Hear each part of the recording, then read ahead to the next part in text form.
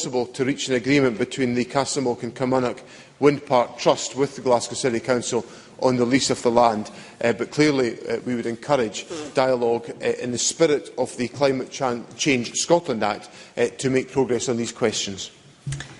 Before we come to First Minister's questions, members will wish to join me in welcoming to the gallery the Speaker of the Hungarian National Assembly, Mr Laszlo Kevir.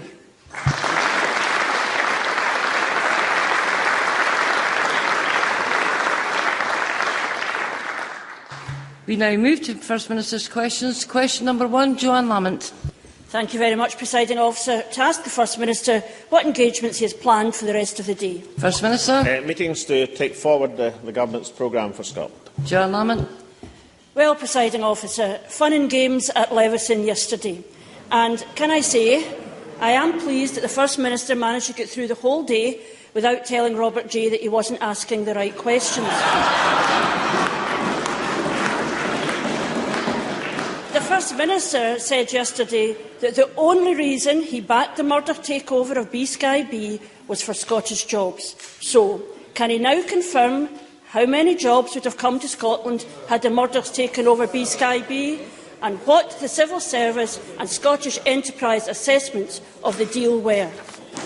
First Minister. Well, maybe that's because Robert Jay was asking the right questions yesterday. The evidence for the impact on jobs and investment in Scotland comes in three parts. Firstly, the evidence under oath, of course, to the Leveson inquiry on the 24th of April by James Murdoch. Let me read Joanne Lamont, the relevant part. Quote, I think we have to recall that the merger was about the creation of a pan-European digital television platform with major operations in the United Kingdom, and particularly that meant potentially quite a lot of operations and an increase in operations in Scotland, where technical support, IT service centres, etc. were located for BskyB as an important employer there. Secondly, we know that BskyB, I hope Joanne Lamont knows now, have 36% of their global employment are located in Scotland. The meeting I had with Mr Murdoch last year, it was also explained of an increase of 150 jobs in Livingston. These jobs were announced in March and May of last year, on the 13th of March and the 16th of May. And thirdly, and also crucially, there's a question of the outsourcing jobs. Joanne Lamont will have studied my letter to James Murdoch after the meeting last January, where I quoted back the key point that he had conceded that Scotland was a world-class centre for outsourcing. We were in danger last year because of the decision to move from 6 to 2 suppliers. We had potentially almost 2,000 jobs at risk in Scotland. Fortunately for Scotland, Hero, with the assistance, incidentally, of Scottish Enterprise, was able to win one of the 2 contracts. And instead of losing jobs, we actually gained jobs in Scotland. Now, these were the facts that Joanne Lamont wasn't aware of last time she started to ask questions like this. Now she is aware of them. Will she concede that jobs and investment were the priority of this government, whatever other politicians elsewhere were doing, that jobs and investment were the priority of this government for Scotland? Joanne Lamont. Order, Ms Lamont. That compelling case would have been interesting if, when the First Minister was first asked about it, he didn't dismiss out of the hand the fact he was going to make the call to James Hunt at all. And secondly, the question I asked was what assessment was made by the Scottish Government and the Scottish Enterprise, not what James Murdoch told you or told anybody else that the deal would mean. Now, the fact of the matter is, the First Minister did not make the case in jobs. Robert JQC at the Leveson inquiry put forward, indeed, a compelling case that the First Minister appeared to be lobbying on Rupert Murdoch's behalf in return for the support of the Sun. Now, the First Minister admitted that he was prepared to lobby, bizarrely in secret, but he was prepared to lobby for Murdoch because the takeover would have been good for Scottish jobs. How many jobs did the Murdochs tell him would be created in Scotland if they had taken over BskyB? Or did they threaten to pull jobs out if he did not back the bid? First Minister. Order. James Hunt's an English racing driver. James Murdoch is chairman of BskyB. James Murdoch is the one who, under oath at the Leveson inquiry, made the commitment and the argument that the digital television platform would have led to an increase in jobs in Scotland. I think BskyB have credibility in Scotland because they have over 6,000 direct jobs, 36% of their entire global workforce. I don't think, incidentally, in terms of the success of Hero and Scottish Enterprise and Scottish Development International in working with them in winning one of the 2 outsourcing contracts is particularly strong suit for Joanne Lamont. When she discussed this matter in April, despite the fact it led to the opening of a new centre in the city of Glasgow, she was totally unaware of the importance. I'll tell you who's aware of the importance of these jobs. People in Livingston, people in Dunfermline, people in Uddingston, and the people of Glasgow, who are glad they've got a government who fights for jobs in Scotland.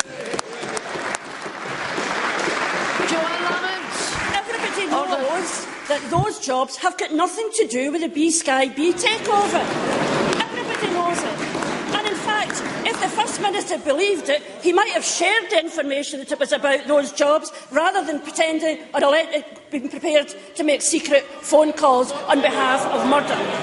The First Minister tells us of the importance of BskyB to Scottish jobs, and he is right. But BskyB, indeed, is a novelty, but he is right. BskyB was a major employer in Scotland before the bid, and it remains a major employer after the bid was withdrawn. So, what was the benefit to Scotland of the Murdochs taking over BskyB? First Minister. That meant quite a lot of operations, an increase of operations in Scotland where technical support, IT service centres were created for British Sky Broadcasting.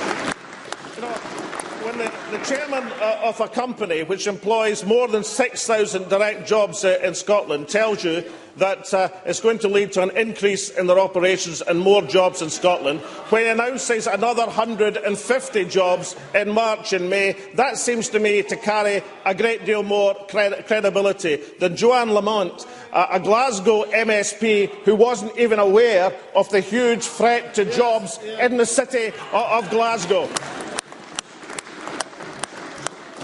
But of course, the question, and what I think ultimately reveals Labour's difficulty in this, that when Jan Lamont was asked, of course, on Radio Scotland, whether she would meet, in this case, Rupert Murdoch, because he was an important investor in Scotland, her answer was, after a bit of hesitation, as to be said, is yes, she would have met Joanne Lamont.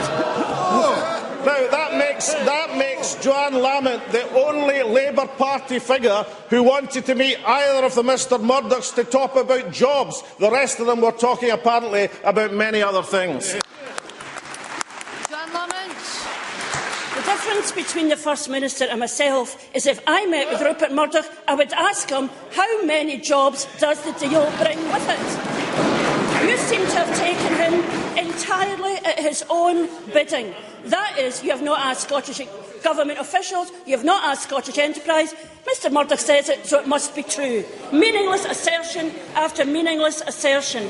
If the Murdoch bid would have created jobs in Scotland, why didn't the First Minister ask Scottish Enterprise to assess the plan? What did the civil servant say about the bid? And when did his Cabinet sign off the Government's support for the deal? And why hasn't he answered the more than 40 questions we have put to him about his dealings with Murdoch?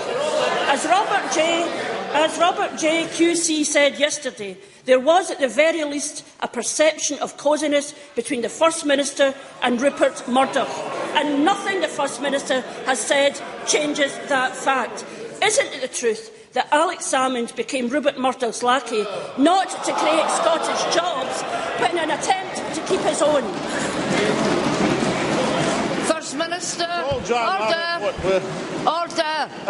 I've told Joanne Lamont what was said under oath at the Levison's inquiry by James Murdoch, under oath, which speaks for itself. I've told her about the increase in jobs in Livingston, of which she seemed totally unaware. I've told her about the saving of 2,000 jobs through the intervention and the excellence, incidentally, of Hero as a company, which she was totally unaware of course, in April. And all of these things, the Labour Party blissfully unaware of. Now, of course, in terms of meetings with Rupert Murdoch, I did point out I've had 5 meetings with Rupert Murdoch in the last 5 years. I also point out in the Levison inquiry that this is not even in the same league as the Labour Party of Tony Blair and Gordon Brown.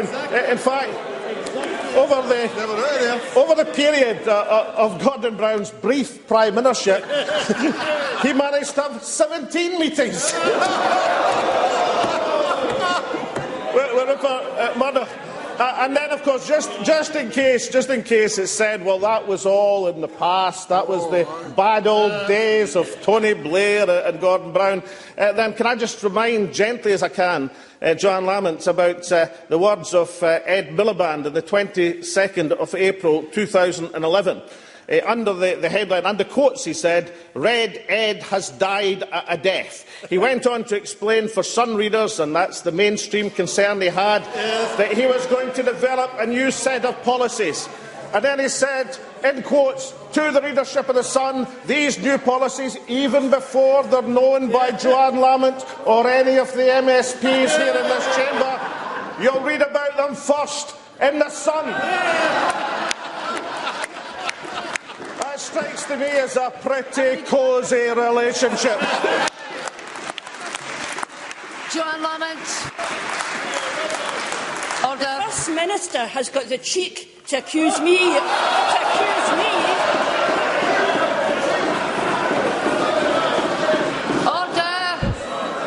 Order. He's got the cheek to accuse me of using a script when he pre-prepares abuse, which has got nothing to do with the question I asked him. We will hear the member. Order. What he has to confront is the contradiction between the fact that on the 11th of February 2011, Fred Michel says the First Minister will call Hunt whenever we need him to, when at the same time written evidence to the Levison inquiry says that in early 2011 the Scottish Government has not expressed a view on the takeover. The First Minister must explain why he supports a takeover when self-evidently it was not about jobs. Everybody knows it was not about jobs. You need to answer the question. First Minister. Well, I thought I explained this at some length at the Levison inquiry yesterday, and I'm afraid Joanne Lamont's interpretation of that doesn't seem to meet with the general interpretation of what was said. But let me see if she can understand the very key point. The responsibility of this government is not for competition policy, that lies with Westminster, nor is it for plurality in the press, that also lies with Westminster. The responsibility of this government, the statutory responsibility, is jobs and investment for Scotland. And I can assure Joanne Lamont that this is the priority of this government. This is what we fight for every day of every week. If that Labour Party doesn't like that, then that's absolutely fine. Because in the contest between two parties, one that cares about jobs and the second who cares about whatever the Labour Party cares about, then certainly the Scottish people will look for jobs, jobs, jobs. Question number 2, Ruth Davidson. Thank you, Presiding Officer. To ask the First Minister when he will next meet the Prime Minister. First Minister. No plans. Near future. I think the Prime Minister is otherwise engaged today. Ruth Davidson. I'm sure you kept his seat warm for him. Now, let's stick with yesterday's testimony, shall we? When Rupert Murdoch's new baby, The Sun on Sunday, was launched, Alex Salmond was the poster boy of the first edition. Exclusive access, a full interview, nothing off the table. That same edition had a front-page splash saying, "Day of Destiny, date of referendum revealed." Yesterday, the First Minister said he didn't leak the date. Indeed, it couldn't have been leaked because apparently you can't leak a possibility. But what he didn't answer was whether that date was given to the Sun as a possibility by one of his advisers. Did it come from the First Minister's office, a spin doctor, civil servant, another adviser, and did he approve the date's release? First Minister. Well, I think kind of unwittingly, and I quite anticipated that Ruth Davis would ask this question because I read about it in the Daily Telegraph this morning. No doubt, we can have investigation into the cosy relationship between the Daily Telegraph and the Scottish Conservative Party. The point is making a simple one. The date is not a preferred date. It's not the date. It's a possible date because it's in the autumn of 2014. The date of the referendum will be announced after we've analysed the consultation, see what people have had to say, see what the more than 20,000 representations have been to the consultation exercise. I understand the Conservative Party didn't put in a representation, so we can safely say that Ruth Davidson has no views on these matters, but the people of Scotland do, and when we've analysed that consultation, then the date of the referendum will be announced. Since Joanne Lamont last asked this question, of course, we've got a move forward. Because the Prime Minister, although unfortunately he didn't tell Ruth Davidson, is not fussed about autumn 2014. After all the huffing and puffing after week, it turns out that her leader at the Leveson inquiry today, I'm sure he won't be asked about this, isn't actually bothered. So the date will be in the autumn of 2014. Ruth Davidson. Well seen, all the charm and candour was used up yesterday and he's back to his usual self today. Just like the First Minister attacking anyone else, not answering the question to himself, or indeed stating a Scottish Government source said this date is being lined up as the day when people will get the chance to vote for independence for Scotland. Alex Salmond asking people to trust him on this issue, but look at the record of the last few weeks. First Minister asserting he's got cross-party support for an independence campaign. No, he hasn't. Saying he knows that Scotland wouldn't have to apply to join the euro. No, he doesn't. He asserts he can put a Scot on the Monetary Policy Committee of the Bank of England. No, he can't. He asserts that Scotland can just use the FSA as a financial regulator. No, he can't. He's making it up as he goes along, he's getting found out, and people are watching. People are looking for real answers to legitimate questions on the future of Scotland, and the First Minister is selling Scotland short by refusing to give them. Does he really think, on past performance, that people will believe him anymore? First Minister. As cheerfully and as gently as possible, can I point out to Ruth Davidson the Financial Service Authority is being abolished. It is no more. It's a dead Financial Service Authority. It's fallen off its perch. It's gone. It's finished. We can't join it even if we wanted to. But in terms of political parties, I also remember that Ruth Davidson and her new colleagues in the cross-party joint alliance campaign with the Labour Party were outvoted in the Scottish Parliament only a week or so ago by the cross-party campaign for independence in votes in this Parliament. And the last thing I would say in terms of political parties' fortunes, which Ruth Davidson touched upon, is I've been reading that Tory Hoose again, and I note the Tory candidate for Amman Valley has been putting contributions in, talking about the most disastrous results for the Conservative Party in the last 20 years, and then summing up by saying it's not the coalition's fault. Leader Ruth Davidson has to accept responsibility. It was first electoral tests, and the results were certainly not a vote of confidence for the Scottish public. So I would sort out her own hoose first before she starts asking questions to me. Michael McMahon. Thank you, Presiding Officer. Can I ask the First Minister if he is aware that on Tuesday of this week, Scottish Gas announced 135 job losses at its facilities, call centre and support facility in Uddingston? The GMB and Unison officials there are concerned that the work is to be transferred within the company but to a facility with poorer paying conditions. The First Minister was quick to call HMRC for his friend Sir David Murray. He couldn't wait to make a call. He couldn't wait to make a call to Jeremy Hunt for his friend Sir Rupert. Are 135 Scottish Gas employees in Uddingston worthy of a phone call or is fighting for Scottish jobs only apply as a statutory responsibility to some and not others? First Minister. Well, can I just point out the remark about Sir David Murray is totally untrue, Presiding Officer. Now, I'm used to Michael McMahon and other people saying things which are less than factually accurate about myself and the Scottish National Party, but to say something about somebody who's not in this chamber and therefore has no ability to defend himself, in my view, at least put on the record that the remark concerning Sir David Murray was totally and utterly untrue, and that remark should go in the record. Now, if I could turn what I think was the substance of what was meant to be a constituency question about jobs. Is Michael McMahon so caught up in the political battle that he can't do the essential duty of every Member of Parliament to represent his constituents as best they possibly can?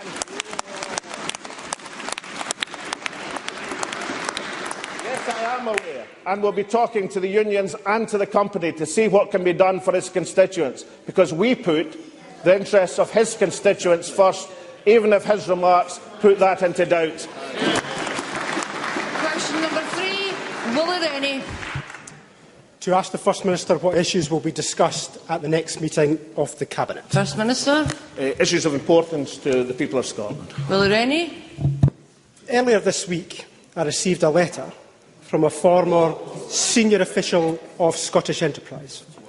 He was angry at the appointment of the Chief Executive of Scottish Enterprise to the board of Intertech for an annual payment of £55,000 on top of her £200,000 salary. What does the First Minister have to say to this former Scottish Enterprise official? First Minister. Because, of course, there are precedents for being on the board of non-executive directors of private companies when, of course, the Labour of the Chief Executive of Scottish Enterprise, when the Labour and Liberal Party were in administration, and perhaps this former executive was part of the Scottish Enterprise team. I'm not sure if Willie Rennie was aware of that, but nonetheless it's a fact. I think Willie Rennie should look at the positive reaction from a range of the business organisations to the move that was announced. A lot of people understand the benefits of having the Chief Executive of Scottish Enterprise as one of the very, very few Scottish women who have ever been on the board of a FTSE 100 company. There are no conflict of interest concerns. That is dealt with in the rules and regulations of Scottish Enterprise. And I think Willie Rennie should perhaps look at the picture in a broader sense and see the potential benefits to Scotland and to Scottish Enterprise of the appointment that was announced earlier this week. Willie Rennie. The First Minister told the Chamber 2 years ago that John Swinney had already acted to heavily restrict bonuses in the public sector. Only now we find there's a loophole allowing access to an extra £55,000. Most people, perhaps not those on the SNP benches, but most people would not accept that £55,000 for 12 days' work can be justified for someone who is already being paid £200,000 every year. The SNP may laugh, but most people will find their laughter hollow.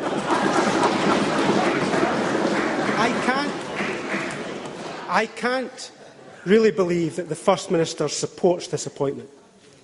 If he reverses this decision today, he'll get my support. Will he act? First Minister. Well, I'm just sort of wondering what Emily would pay Willie Rennie as a non-executive director. I suppose that was part of the interest that was being made. But can I point out to Willie Rennie the substantive point here? That Lena Wilson, and it's typical of the woman, didn't put this in the press release, but perhaps I should say to Willie Rennie, because it might change his attitude to these matters, that Lena Wilson has a contractual entitlement to a public sector bonus. A contractual entitlement because the contracts were drawn up in the years, these contracts of Labour and Liberal administration in Scotland, where they were commonplace to have bonuses in the contracts of the Chief Executive of Scottish Enterprise. She has relinquished that right to a public sector bonus. It seems to me that that is something that Willie Rennie should support, because it's in line with government policy that we have been trying to eliminate from public sector contracts contractual entitlements to bonuses, even ones which were drawn up in contracts which were framed during the Labour Liberal years of government. 80% of people entitled to bonuses have voluntarily relinquished the bonus. Lena Wilson has now relinquished any entitlement to that public sector bonus. I think, for fairness and on the record, that Willie Rennie should accept that that is in line with Scottish Government policy, is something should be welcomed by Willie Rennie. Question number 4, Marco Biaggi. To ask the First Minister what action the Scottish Government is taking to address the disparity in the suicide rate in Scotland compared with the rest of the UK. First Minister. The Scottish Government is working hard for partners in the National Health Service, local authorities and indeed the third sector to reduce suicide and improve mental health and well-being.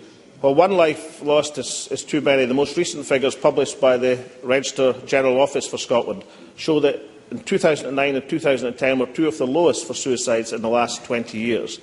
Now, we have been supporting suicide prevention by improving access to psychological therapies, the training of frontline NHS staff in suicide prevention awareness, action to support people who have been abusing alcohol, and through funding NHS Health Scotland's Choose Life programme, which is a national strategy and action plan to prevent suicide in Scotland. Mark Bertie.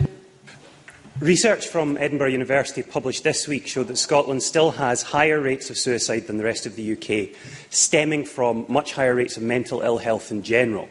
But research aside, anyone who has had personal contact with suicide, either through friends, family or loved ones, knows how deep a tragedy every single case is. Can the First Minister provide an assurance that the forthcoming and incredibly welcome mental health strategy will set out a substantive and comprehensive approach to improving Scotland's mental health?